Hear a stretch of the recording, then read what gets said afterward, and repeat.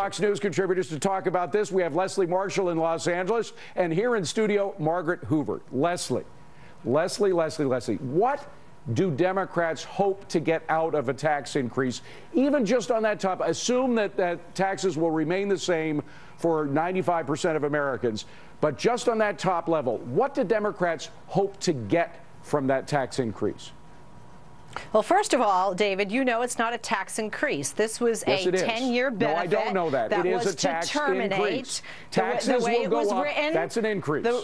The way it was written and the way it was proposed, and the reason it was proposed is because the economic pluses, the positives on the economic side of this, were only for a decade at most. Remember, this was a promise of a robust economy with this. This was a promise of millions and millions of jobs, and we don't see it today. Leslie, we got limited time. I got to ask you to focus on my questions here. What do the Democrats hope to get from this increase in tax rates on the top level?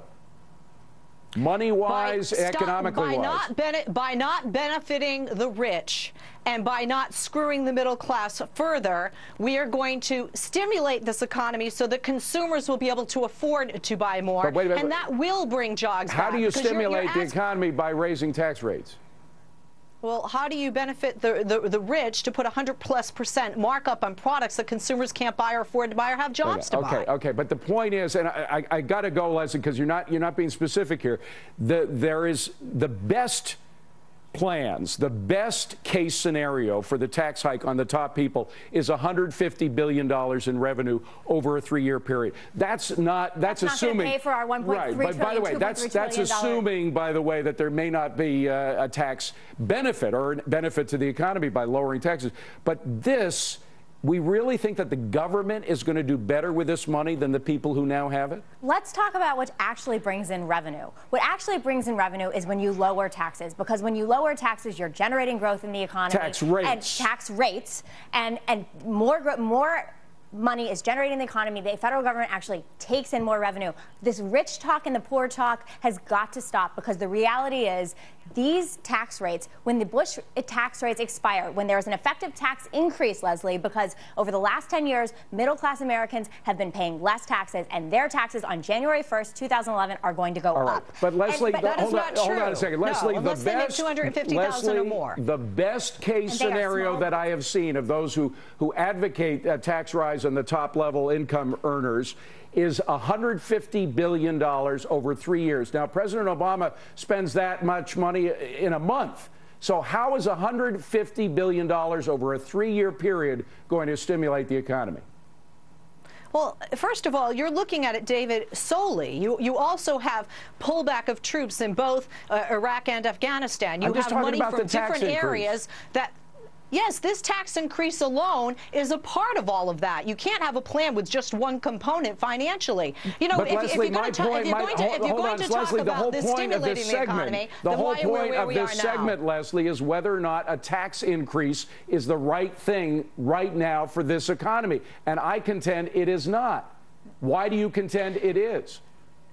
Because we are benefiting the rich, and we have seen the rich mishandle their money, because the majority of those that are running these corporations on Wall Street in the private sector screwed it up. How does $150 billion over 3 years stimulate the economy? How is the government going to use that money to stimulate the economy? Just a direct answer, Leslie. They're going to put it into other programs that they feel are going to benefit the middle and lower class, which has not been the case for the past decade. The reality is that the people who are making $250,000 are not rich. The reality is those people, the vast majority of small business owners or people who make $250,000, they're filing as individuals, they're filing as S-corps. They are not rich. They are the job providers in this country. They are providing, between 1994 and 2008, up to 64% of all jobs that were created in the economy.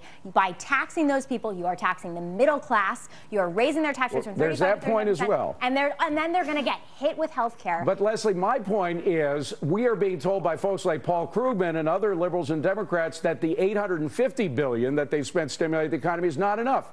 So how is a measly $150 billion over 3 years going to stimulate the economy? Frankly, I think that money would be better off in the hands of people who could hire other people. But how is $150 billion going to stimulate the economy?